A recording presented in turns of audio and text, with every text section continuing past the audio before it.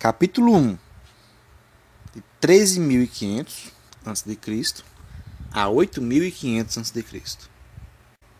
Quem é você, Luzia? Bicho, é preciso um esforço brutal de imaginação para tentar entender o significado da chegada dos primeiros Homo sapiens nesse pedaço de terra firme, que hoje, dezenas de milhares de anos mais tarde, seria apelidado de continente americano.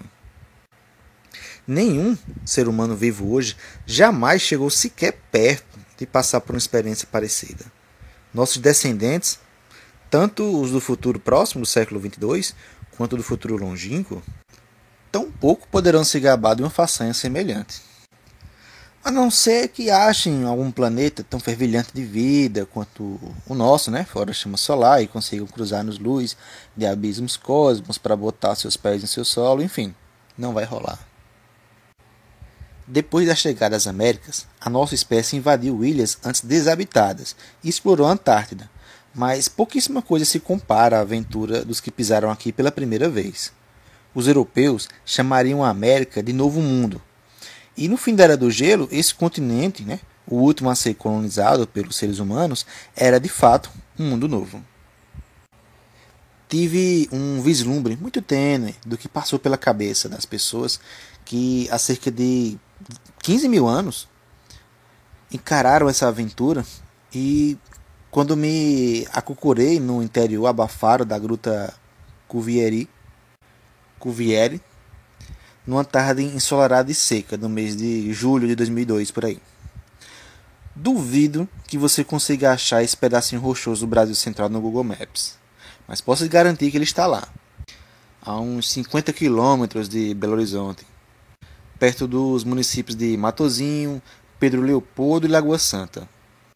Seus pequenos corredores naturais são repletos de mocós. São uns roedores típicos desses ambientes rochosos. E seus 3 abismos, que só podem ser vistos com a ajuda de equipamentos de alpinismo, são como valas comuns para os incontáveis bichos que foram morrendo na massa circundante ao longo dos séculos. Foi num desses abismos que a equipe coordenada pelo bioantropólogo Walter Neves, famosão Walter Neves, do Laboratório de Estudos Evolutivos e Ecológicos Humanos da USP, desenterrou o bicho que deu nome à gruta. A Catonix cuvieri, uma preguiça gigante do tamanho de bezerrão, que deve ter pesado uns 200 quilos por aí quando adulta, com garras afiadas como as dos seus parentes nanicos que vivem até hoje nas árvores, mas diferentemente deles, esses tinham hábitos terrestres. Num ambiente apertado, abafado e um tantinho perigoso como aquele, jornalista querendo entrevistar pesquisador só atrapalha. De modo que, para eu me sentir menos inútil, eu acabei me voluntariando para carregar um fêmur, o osso de coxa, da afinada monstra até o outro lado da caverna. Antes de vir para as minhas mãos, aquele pernil foi acondicionado em plástico bolha e colocado cuidadosamente sobre uma bandeja. De fato, parecia vagamente com osso de boi adulto. E de uma robustez inesperada para um fragmento de anatomia que tinha passado tantos milênios no fundo de uma gruta. E recebendo sobre si, todo santo ano, na época das chuvas, as enxurradas de barro vermelho, característico da região. Além dos cadáveres da fauna mais recente, de Minas Gerais, bichos como antas, veados, por exemplo. Preguiças gigantes já seriam suficientemente esquisitas e impressionantes, mas estavam longe de ser as únicas criaturas inusitadas no interior do Brasil quando os seres humanos começaram a aparecer por aqui. A maior delas, das preguiças, a da sua graça no território brasileiro de então, a Eremotherium laurilardi. Esse bicho tinha um tamanho equivalente a um elefante moderno. Há 15 mil anos, as onças já existiam, mas precisavam disputar presas com o Smilodon populator, um dente de sabre ligeiramente maior do que os leões de hoje. Aliás, por favor, evite colocar a palavra tigre na frente do nome do bicho. Ele não tinha nada de tigre. já que ele descendia de um grupo cujo parentesco com esses felinos modernos que conhecemos é bem distante. No quesito superpredadores, havia os ursos de cara curta, que eram parentes muito mais parrudos e ferozes do atual urso de óculos. Que hoje o bicho de óculos, né, é um bicho dos Andes com cara de bonachão e meros 150 quilos. Calcula-se que um espécime encontrado na Argentina de urso de cara curta do Pleistoceno, né, da última era do gelo, pesava 10 vezes mais que isso. Ou seja, 1,5 toneladas. Um urso de 1,5 toneladas.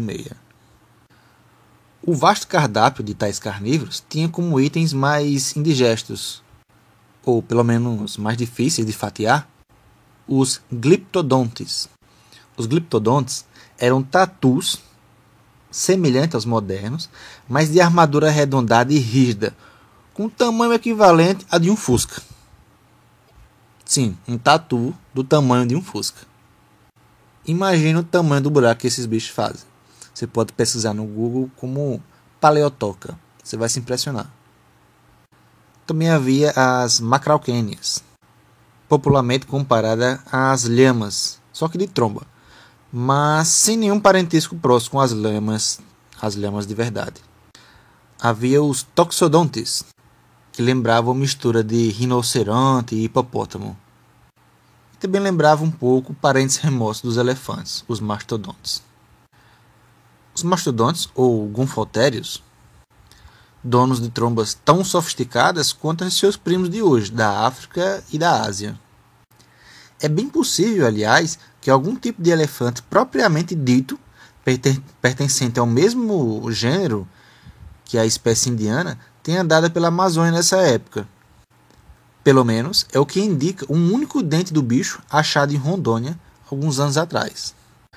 Um dente de um elefante, que esse dente na parte mais interior, é mais ou menos a metade da cabeça de uma pessoa.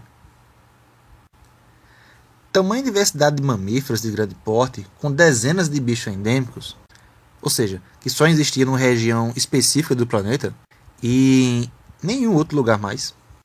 Essa situação era única no mundo, superando até a da África. Uma conjunção especialmente favorável de fatores geológicos e evolutivos explica essa festa de biodiversidade. Em primeiro lugar, durante dezenas de milhões de anos, a começar pela parte final da era dos dinossauros, a América do Sul virou uma gigantesca ilha, separada de todos os demais continentes pelo recém-nascido Oceano Atlântico e pelo Pacífico também, é claro. Essa separação aconteceu quando a história dos mamíferos placentários ainda estava no comecinho. Placentários, cujos fetos são protegidos e nutridos por uma placenta, assim como nós. Vem daí o fato que muitas linhagens únicas se desenvolveram do lado de cá do oceano, como é o caso de preguiças gigantes, de tatus, das macrauquênias e dos toxodontes, bichos legitimamente made in South America. Ainda não sabemos exatamente bem como, mas o isolamento foi brevemente rompido há uns 40 milhões de anos atrás.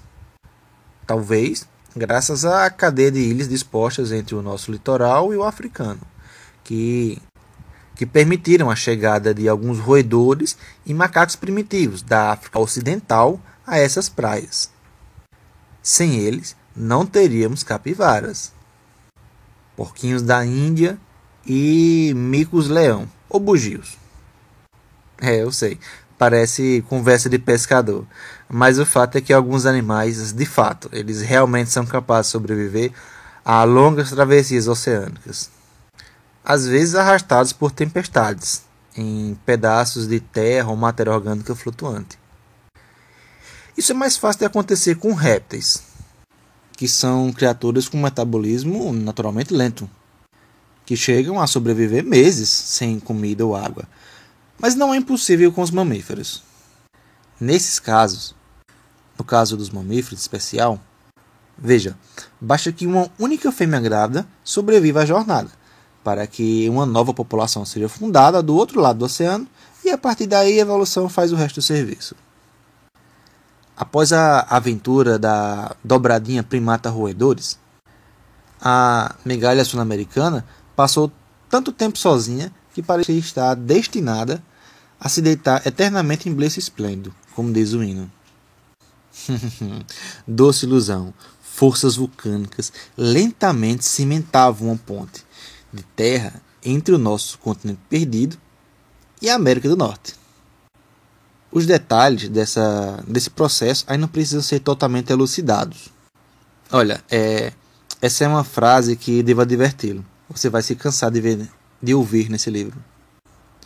Mas o certo é que a formação dessa superponte já estava concluída há uns 3 milhões de anos atrás. Do solo norte-americano veio uma torrente de invasores. Vários caninos e felídeos. Cães e gatos, se você quiser simplificar. De todos os formatos e tamanhos. Vieram ursos, antas, dentes de sabre, mastodontes, cavalos, veados. A lista está longe de ser exaustiva. Muitas espécies endêmicas da América do Sul sumiram nesse troca-troca maluco. Provavelmente acuadas até a extinção. Mais ou menos como lojinhas do interior, desacostumadas à competição, podem acabar indo à falência quando um hipermercado barateiro, com grande variedade, preços baixos, com produtos novos, acaba chegando na cidade.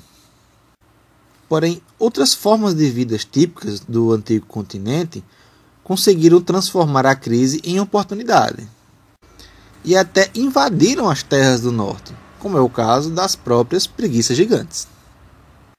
Imagine você, um grupo de preguiças invadindo uma certa área.